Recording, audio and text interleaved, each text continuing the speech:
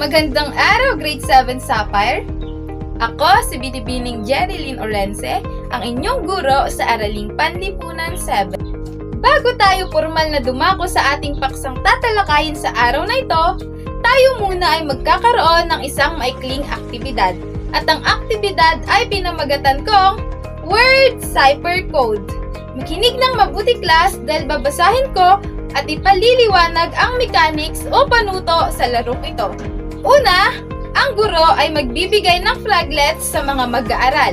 Ang flaglets ay ang magsisilbing gabay nila sa pagsagot. Ikalawa, maipapakita na isang listahan ng mga numero ang guro na kumakatawan sa bawat letra ng alpabeto.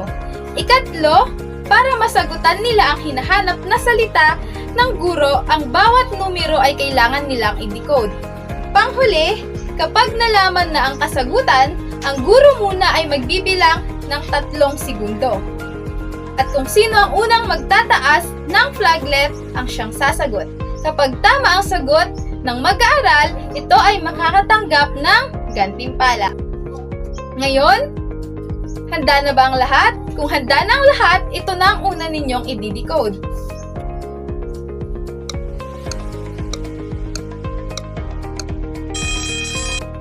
Tama bang Timog Asya ang iyong sagot? Tama! Timog Asya nga! Ngayon, dumako na tayo sa ikalawa ninyong i-decode.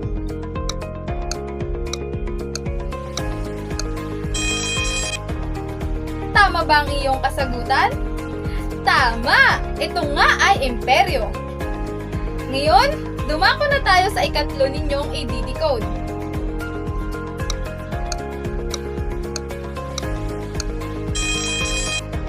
Tama nga bang mughal ang iyong sagot? Mahusay! Mughal nga ang kasagutan. Ngayon, dumako na tayo sa ika-4 ninyong i-decode.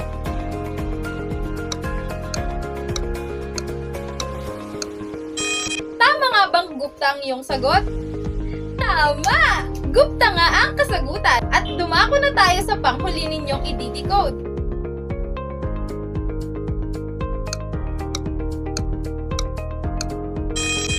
Maurya ba ang iyong kasagutan? Tama! Maurya nga ang kasagutan.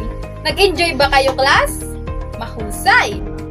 Base sa aktibidad na inyong ginawa sa araw na ito, ano sa palagay ninyo ang ating paksang tatalakayin?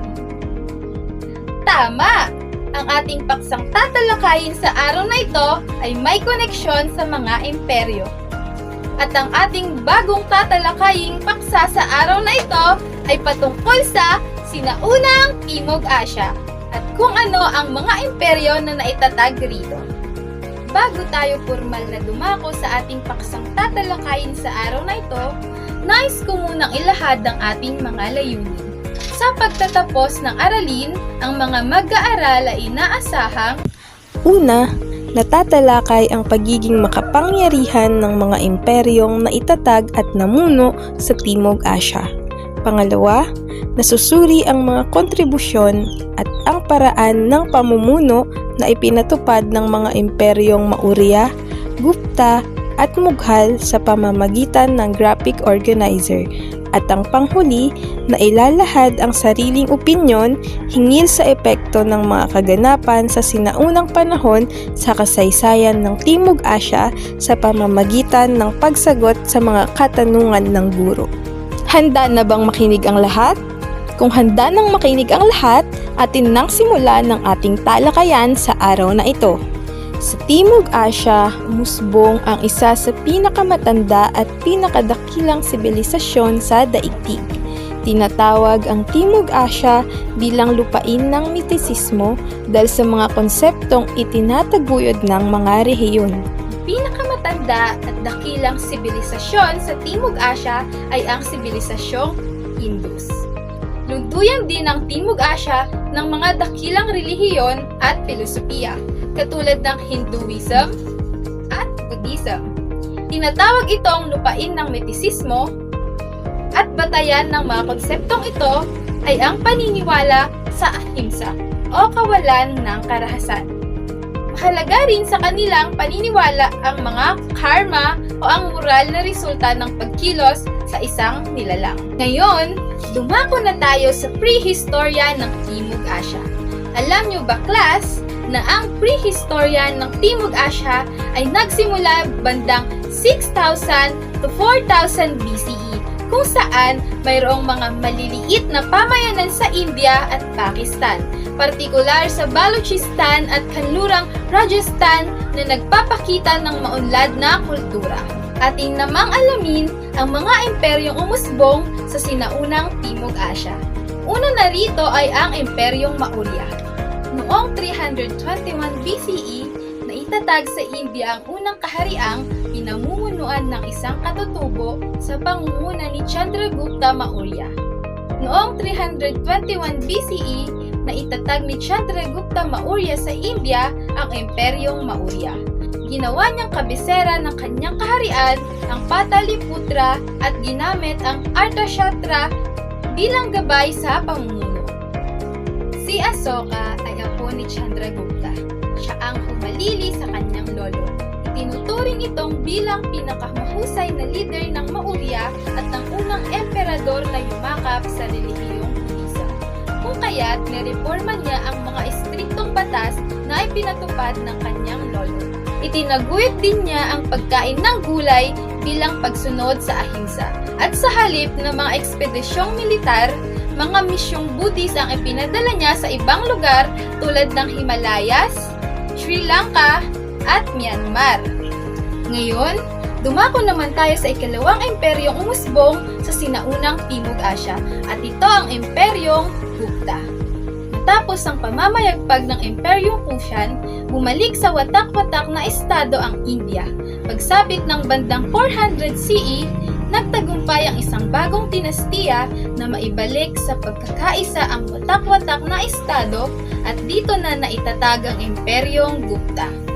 Itinatag ang Imperyong Gupta sa pangunguna ni Chandragupta at ito ang itinuturing na ginintoang panahon ng India dahil sa pag-unlad ng karunungan at panitikan at tinawag itong ginintoang panahon ng India dahil ito ay nagbigay ng malaking kontribusyon sa matematika, agham, at panitikan bilang isang pagkakalikha ng konsepto ng pi, sistemang desimal at zero, pati na rin sa pag-unlad ng medisina at pagpapakilala ng mga akda ni Kalidasa. Si Kalidasa ay ang itinuturing na pinakadakilang makata ng India sa panitikan. Maunlad at mapayapa din ang lipunan sa panahong ito, ayon sa kronika ng Chinese na si Fa Xian.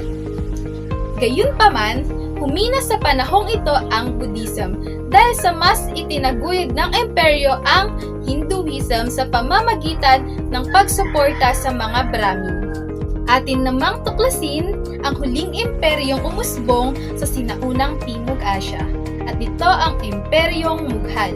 Itinatag ni Babur ang Imperyong Mughal noong 1526 na pinamunuan ng mga Haring Mughal hanggang 1858. Mga kilalang Haring Mughal ay sina Akbar, Jahangir at Shah Jahan na nag-iwan ng malalaking marka sa kasaysayan ng India sa pamamagitan ng kanilang mga nagawa sa arkitektura, relihiyon, at kultura. Noong 1500s, sinalakay ng ibang grupo ng Muslim ang India. Pinangunahan ito ni Babur at siya rin ang nagsilbing tagapagtatag ng Imperyong Mughal. Siya ay sinundan ng anak na si Humayun na agad namang namatay. Si Akbar ay ang anak ni Humayun na itinuturing na pinakadakilang Haring Mughal. Itinuturing na pinakadakilang Haring Mughal si Akbar dahil sa pagpapalawak ng teritoryo at pagpapakita ng pagtanggap sa iba't ibang relihiyon, kung saan tinanggal niya ang Jizya at Dhimmi at ipinasalin ang mga akdang Kristiyano, Buddhist at Hindu sa Arabi upang maunawaan niya. Isa rin sa pinakadakilang hari si Jahangir. Siya ang anak at tagapagmana ni Akbar. Siya ay nagtayo ng mga magagarang templo at monumento. At ang huling pinakadakilang hari ng Imperyong Mughal ay si Shah Jahan. Siya ay anak ni Jahangir. Ito Ito ay ginawa niyang pinuno ng hukbo. Nakilala ito sa kanyang pagkahilig sa pagpapatayo ng mga magagarang istruktura at ang pinakatanyag rito ay ang Taj Mahal, na ay pinatayo niya bilang libingan ng kanyang asawa na si Mumtaz Mahal. Ngayon, tapos na ang ating talakayan, may mga katanungan ba kayo? Kung wala na kayong mga katanungan, kayo muli ay magkakaroon ng isang maikling aktibidad. Makinig kayong mabuti dahil ipaliliwanag ko ang panuto sa aktibidad na ito. Kayo ay hahatiin ko sa 2 pangkat. Ang 2 pangkat ay bibigyan ko ng magkaibang gawain. Para sa unang pangkat, ang aktibidad ay pinamagatan kong hiwaga ng nakaraan. Ito ang panuto ng inyong gagawin. Gumawa ng isang Venn diagram na nagpapakita ng mga pagkakapareho at pagkakaiba ng Imperyong Maurya, Imperyong Gupta at Imperyong Mughal.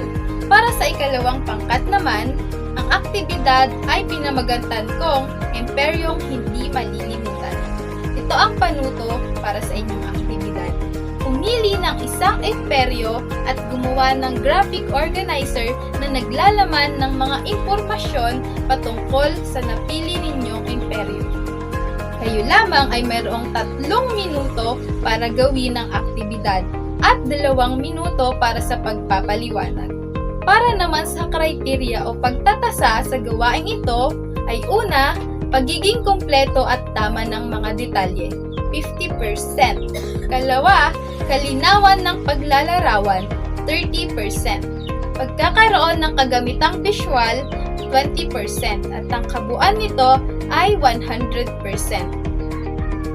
Ngayon, tapos na ba kayo? Napakahusay nyo talaga. Dahil dyan, palakpakan ninyo ang inyong mga sarili. May mga katanungan pa ba sa ating talakayan? Kung wala kayong katanungan, ako naman ang magtatanong sa inyo. Bilang isang mag-aaral at mamamayan, bakit kailangan ninyong pag-aralan ang mga naging kontribusyon ng 3 imperyo sa sinaunang Timog Asya? Mahusay! May iba pa bang kasagutan? Magaling! Tama ang lahat ng inyong mga kasagutan. Ang pag-aaral sa mga kontribusyon ng Imperyong Maurya, Gupta at Mughal ay nagbibigay ng malalim na pag-unawa sa kasaysayan, kultura at sibilisasyon ng India. Nagpapakita ito ng kanilang mga nagawa sa larangan ng arkitektura, sining at agham. Ang mga imperyong ito ay nagbigay ng malaking impluwensya sa pag-unlad ng rehiyon. Ang kanilang mga kontribusyon ay nananatiling mahalaga hanggang sa kasalukuyang panahon. Bago matapos ang ating klase sa araw na ito, ako muna ay mag-iiwan ng isang kasunduan. Gamit ang isang buong papel, sumulat ng inyong naging refleksyon sa ating paksang tinalakay ngayong araw. Ito ay ipapasa sa susunod nating pagkikita. Ito ang mga pamantayan sa pagsulat. Organisasyon ng ideya, 50%, paggamit ng wika, 30%, presentasyon, 40%, at ang kabuuan nito ay 100%. Naiintindihan ba?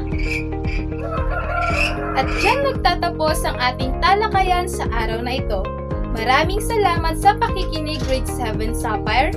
Paalam at mag-iingat kayo sa pag-uwi.